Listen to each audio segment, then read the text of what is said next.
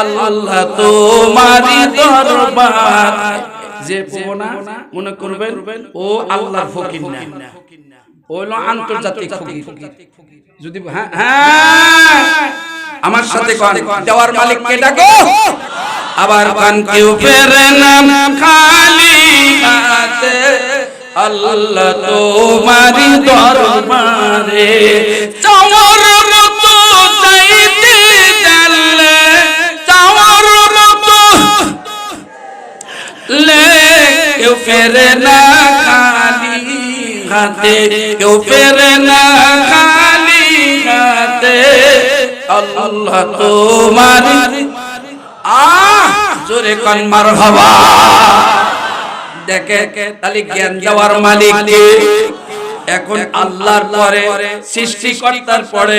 রব্বুল আলামিনের পরে এই দুনিয়াতে সবচেয়ে যিনি বেশি জ্ঞানী ছিলেন তার নাম হলো মুহাম্মাদুর রাসূলুল্লাহ সাল্লাল্লাহু আলাইহি ওয়াসাল্লাম। এখন এক নবী ডাকতে কয় আল্লাহ, এই আল্লাহ জিজ্ঞাসা করলেন ওগো আল্লাহ এই দুনিয়ার মধ্যে সবচেয়ে বড় জ্ঞানী কে? এবার পয়গম্বর জবাব দেয় কয় আমি। আল্লাহ বড় জিজ্ঞাসা করলেন সবচেয়ে বুদ্ধিমান কে? পয়গম্বর ডাকতে কয় আমি। আল্লাহ বড় জিজ্ঞাসা করে সবচেয়ে বিচক্ষণতা কার বেশি? পয়গম্বর ডাকতে কয় আমি। ওই পয়গম্বরের নাম হলো মুসা আলাইহিস সালাম। কয়বার কয়? আল্লাহ কয় না না না না, তোমার চাইতে আরেকজন জ্ঞানী আছে। সুবহানাল্লাহ কয় না করে? পয়গম্বর আশ্চর্য হয়ে ডাকতে কয় সে আবার কোনে? আমি তো এই জামানার জলিলুল কদর পয়গম্বর, আমার চাইতে আবার জ্ঞানী কে? আল্লাহ ডাকতে কয় তুমি থাকো স্থলে আর আমার ওই মানুষটা থাকে পয়গম্বর থাকে জলে। পয়গম্বর ডাকতে কয় তিনি কে? আল্লাহর কাছে জানতে চায়। পয়গম্বর আল্লাহ জানা দেয় তোমার চাইতে তিনি জ্ঞানী, তার নাম হলো খিজির আলাইহিস সালাম। এর পানি থাকে না শুকনাই থাকে? আমি কিন্তু ওয়াজ করার আমার বিষয় বস্তু না। তাহলে মুসা আলাইহিস সালামের চাইতে জ্ঞানী আছে, তার নাম আল্লাহ জানায়া দিলেন। আরেকজন বন্ধুরে আরেকজন ব্যক্তি যার নামে আল্লাহ কুরআনুল কারীমে 114টি সূরার ভিতরে আল্লাহ তার নামে একটা সূরা নাজিল করেছেন। ওই সূরার নাম হলো সূরাতুল লুকমান। নাম কি গো? সূরাতুল লুকমান। এই লুকমান তিনি কোন পয়গম্বর ছিলেন না, নবীও ছিলেন না, কোন পয়গম্বর ছিলেন না। আল্লাহ তাআলা ডাকতে কয় লুকমান, এই দেখেন না আল্লাহর কি খেলা, আল্লাহর কি মহিমা, আল্লাহর কি এরকম ভাবে কারিশমা। এই লুকমানকে একদিন ডাকতে কয় লুকমান আমি তোমার কাছে দুইটা অফার দিলাম, যদি যেটা চাও আমি সেটাই দেব। লুকমান ডাকতে কয়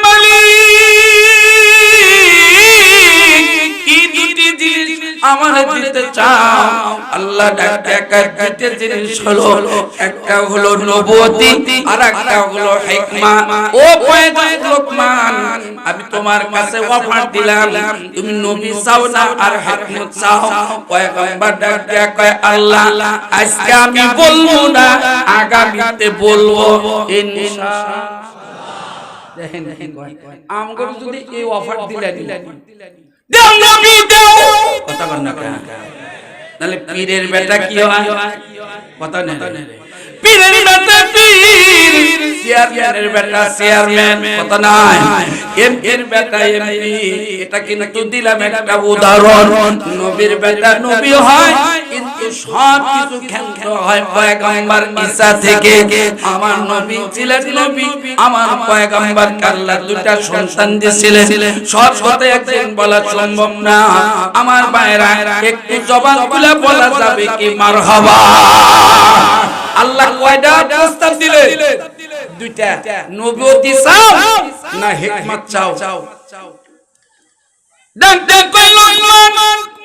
কি চাও? যখন যে তারিখ ধার্য হয়েছে লোকমান ডাক দেয়া কয় আমরা তার নামের শেষে পাই আসলে তিনি আলাইহিস সালাম তিনাকে বলা হয় আল্লাহর ওলি জোরে কাল কি বলা হয় তিনি একজন আল্লাহর ওলি ছিলেন প্রস্তাব দেওয়া হলো দুইটা এবার লোকমান ডাক দেয়া কয় আল্লাহ আমি নবুয়তি দিব না আমাকে হিকমত দিবা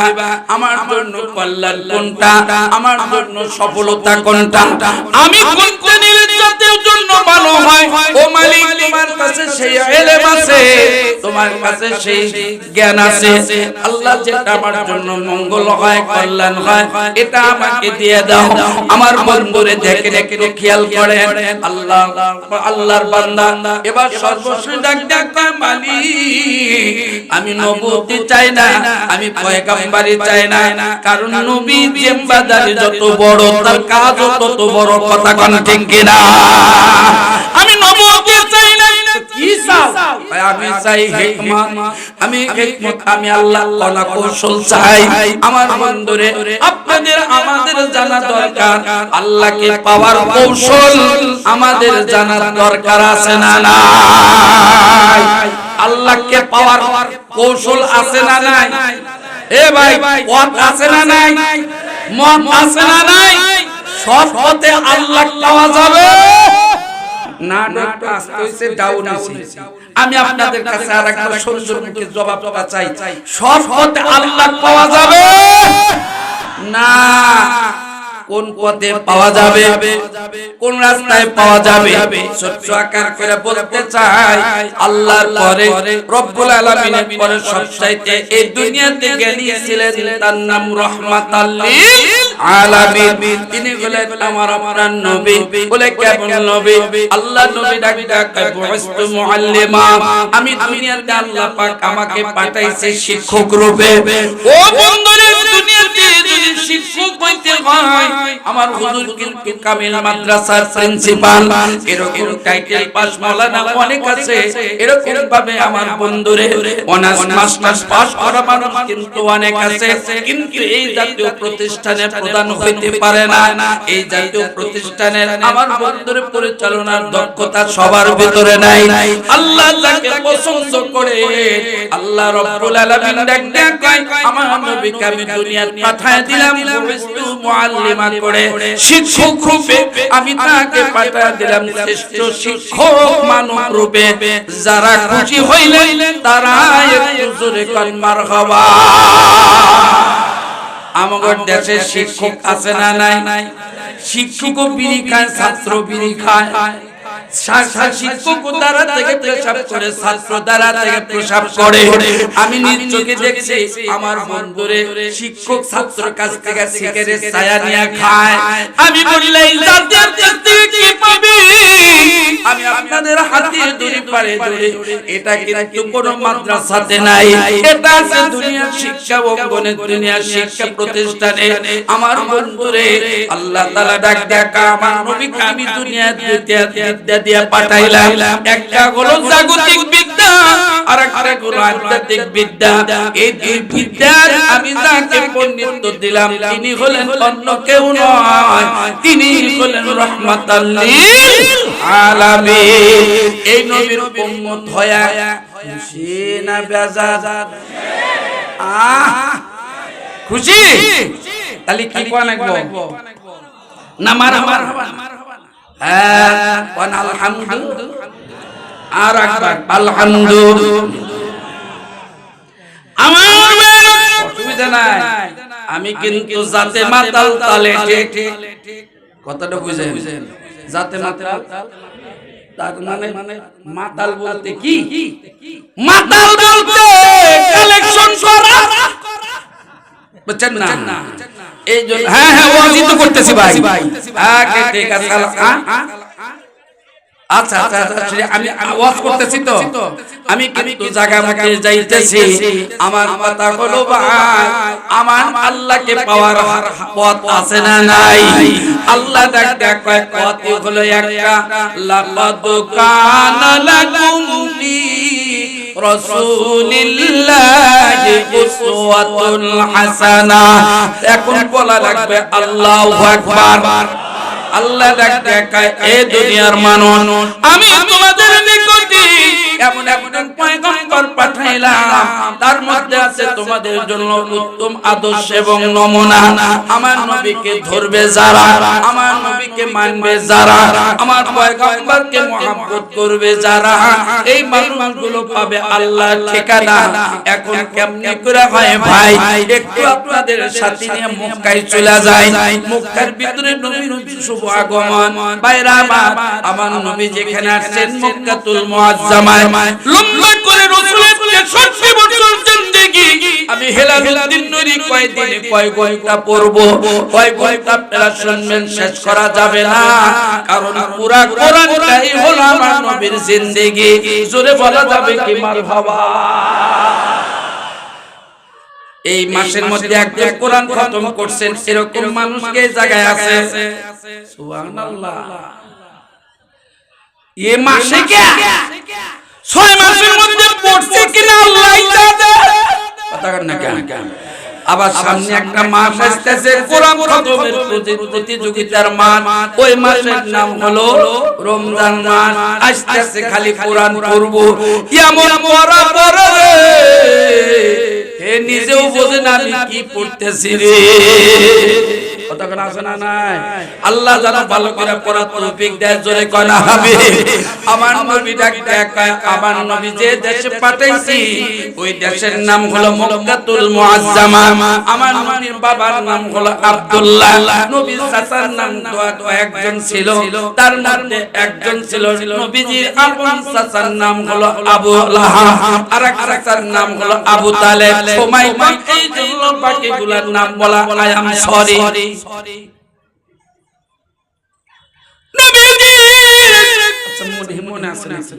নবীজির দাদার নাম আব্দুল মুত্তালিব নবীজির মায়ের নাম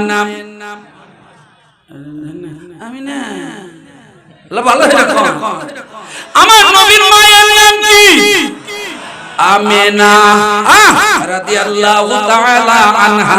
কিছু মানুষ কয় কে রাদিয়াল্লাহু তাআলা আনহা কইলা কা আমিনা তো মুসলমানই হয় নাই বেটা বলি কি রে নবীর মা মুসলমান হইছে যে মাসে এই মাসে আমরা কবরস্থানের মাহফিলে বসে আছি আর একবার জোরে বলেন মা আমিনা আর আমগর আব্বা নবীর আব্বা আব্দুল্লাহ আমগর হয় হলো দাদা এই বাপের বাপ আমগর কি হয় দাদা আব্দুল্লাহ রাদিয়াল্লাহু তাআলা আনহা তিনি আমাদের দাদা হয় আর মা আমিনা কি হয় কে আব্দুল্লাহ স্ত্রী আমগর কি হয় দাদি জোরে করে মারহাবা কথা কিন্তু পরিষ্কার নবীর কয়গুলো আমাদের আব্বা বলে কেমন আব্বা এর আগে কিন্তু এই জায়গায় বলছিলাম আপনার আব্বা কয়জন ওই দেন কয় একজন না না একজন না আমাদের প্রত্যেক মুসলমান নারী পুরুষের পিতা হলেন চারজন একজন হলেন আদম সফিউল্লাহ দ্বিতীয়জন ইব্রাহিম খলিলুল্লাহ তৃতীয়জন পিতা হলেন রূহানি আব্বা মুহাম্মদুর রাসূলুল্লাহ সাল্লাল্লাহু আলাইহি ওয়াসাল্লাম আর চতুর্থ আব্বার নাম হলো আমার বন্ধুরে তিনি হলো আমাদের জন্মদাতা বাবা এখন কি খুঁজে পাইছেন কয় বাবা নবীজি ডাক ডাক আমার আব্বার নাম হলো আব্দুল্লাহ আমার মায়ের নাম হলো আমিনা আমার আল্লাহর রাব্বুল আলামিন আল্লাহ তাআলা রজব মাসে নবীজির হিজরত নবীজির মিরাজের চাঁদে আল্লাহ তাআলা আমার নবীর হাতে হাতে কালমা পড়াইয়া আল্লাহ তাআলা আব্বা আম্মাকে মুসলমান বানায়া আবার কবরে শুয়ে রাখছে সুবহানাল্লাহ হয় না আরেকবার কোন সুবহানাল্লাহ এই দাদা আঙ্গুর দাদা দাদি নবীর হাতে হাত দিয়ে কালমা করে মুসলমান হইছে তাহলে মানুষ কি জিন্দা না মরা চিন্তা করতেছ মৌলবী তুমি কি কও হ্যাঁ ভাই আমার একটু চলে যায় মানুষ যদি মরে হিসাব হবে কার কথা কর না কেন মানুষ মরে না মানুষ করে ইন্তেকাল শুধু স্থানান্তর হয় এই আছে এখান থেকে যে ঘরে যাব ঘরের নাম হলো আরবিতে বলা হয় কবর আরবিতে কি বলা হয় কবর আর ওইটাই হলো আমাদের চিরস্থায়ী বাড়ি আল্লাহ ডাকা ও আমার বান্দারা এই কবরের কথা বর্ণনা দিয়েছে রাহমাতাল লিল আলামিন হুজুর হাদিস পড়েছিলেন আমি হুজুরের হাদিসের দিকে কিছুক্ষণ পরে যাব ইনশাআল্লাহ তাহলে নবীর আব্বার নাম আব্দুল্লাহ আর মায়ের নাম হলো আমিনা সবাই কিন্তু জানি ওই কথার দিকে যায় আল্লাহ ডাকা আমার বড় সবচাইতে জ্ঞানী ইনি হলেন আমার নবী বলে কেমন নবী আমার ভাইরা নবীর বাড়ি তো আবু জেহেলের বাড়ির সামনের বাড়ি আবু জেহেলের বাড়ি আর আবু জেহেলের বাড়ির পাশে হলো আবু আমার বন্ধুরে এই পাহাড়ের নাম হলো সাফা পাহাড় আর সাফা পাহাড়ের সাথে হলো আল্লাহর ঘর বাইতুল্লাহ এই বাইতুল্লাহ খানায় কাবার সাথে আমার নবীজি সকালবেলা ফজরের পর কাবা ঘরের পিছনে কাবা ঘরের দেওয়ালে লাগাইয়া নবীজি বসে আছেন তাসবিহ পড়তেছে সুবহানাল্লাহ ওয়ালহামদুলিল্লাহ লা ইলাহা ও সোনার ভাইরা মুখ খোলেন বলেন সুবহানাল্লাহ ওয়ালহামদুলিল্লাহ লা ইলাহা থাম আচ্ছা একটা সত্য কথা কইবেন সেটা হলো এই তাসবিহ আজকে দিনের মধ্যে কি 100 বার করছেন দেখি হাত তোলেন আসেন এরকম বাহ শুকরিয়া ধন্যবাদ দেন কোন জাযাকুমুল্লাহ আল্লাহ জাযাকুমুল্লাহ কত মানে মাইকি নাকি নাহি মুখ খুলে কোন জাযাকুমুল্লাহ ওই চাদরালা ওই ওরা এই বসানা এনে এনে আসার টাইম আছে যাওয়ার টাইম নেই কথা টাকা এই যে ভাই বসো কিছুক্ষণ পরে যাও আর যদি যাওই তাহলে টেহা দিয়ে থিয়া দাও আলহামদুলিল্লাহ একখান কথা বলবো আগে টেহা দিতে চাও ধরে থাকেন 40 টাকা দিছে আল্লাহ দান কবুল করেন কোন আমিন 40 টাকা কি দোয়া করব ও একদিন আগে এক জায়গায় কালেকশন করতেছি আইনে দিল 5 টাকা যে 5 টাকা ফকির নাই কি একটু জোরে বল তো আল্লাহুম্মা আমিন এই ওই ছেলে কয় 5000 টাকার কাছে 5 টাকা কি সহে ধরে ও দিহে দাঁড়ায় মোনাজাত শেষ করে দিছে কয় হুজুর আমার দোয়া তো বললেন না বললাম কয় টাকা দিছো কয় 5 টাকা 5 টাকা দোয়া আছে কয় হুজুর 5 টাকা যদি দোয়া নাই থাকে তাহলে আমার টাকাটা ফেরত দাও বললাম যে কই কি রে এই টাকা ফেরত দাও ওরে ওর নামে দোয়া হইলো দিলাম ছেলেটা এত খুশি হইলো পকেটের মধ্যে আরো 10 টাকা আছে ওরও দিয়ে একটা আল্লাহ মোনাজাত কর কোন বাচ্চা পড়ো সুবহানাল্লাহ সুবহানাল্লাহ আরে এই তাসবিহ তিলাওয়াত করলে সুবহানাল্লাহি তামলাউল মিজান আল্লাহ এই আমলগুলো মিজানের পাল্লার মধ্যে আল্লাহ তুলে দিবেন মা বোনেরা আপনারা বেশি বেশি এই তাসবিহগুলো করবেন আল্লাহ নবী নির্দেশ দিয়েছেন নামাজের পরে কমপক্ষে এইভাবে পড়ো সুবহানাল্লাহ সুবহানাল্লাহ নামাজ সুবহানাল্লাহ কবুল মসজিদে যে আমরা জেলখানা ঢুকছি কথা কর না করা কিছু লোক আমি যাই না আমার টেনশন নাই আর আল্লাহ কই কি রে মসজিদে না যাওয়ার গর্ব করে আমি যাই না কপাল পোড়া কথা কর না করা ওই মসজিদে না যা কই যে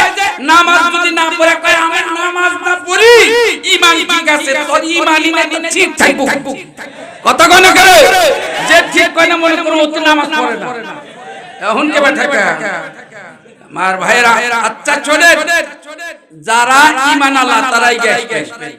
আর যারা ঈমান ছাড়া তারা উঠবে না আমরা মোটাই প্রমাণ করব ঈমান ভিতরে আছে না এই ঈমানদার রাইগান আর বেঈমান যারা হেরায় কোন নলবো না কথা কি গিয়া কথা কি ঠিক এই ঈমানদার রাইগান বেঈমান রাইগাবেন না আপনারা না সামনের বাইরে না এই সামনের কোন আমার মানুষ ভাই পিছনের বাইরে জিকির করেন সুবহানাল্লাহ ওয়ালহামদুলিল্লাহ লা ইলাহা হায় হায় হায় জোরে সুবহানাল্লাহ ওয়ালহামদুলিল্লাহ লা ইলাহা লা ইলাহা ইল্লাল্লাহ লা ইলাহা ইল্লাল্লাহ সুবহানাল্লাহ ওয়ালহামদুলিল্লাহ লা ইলাহা থামো আলী যারা নামাজ পড়ে না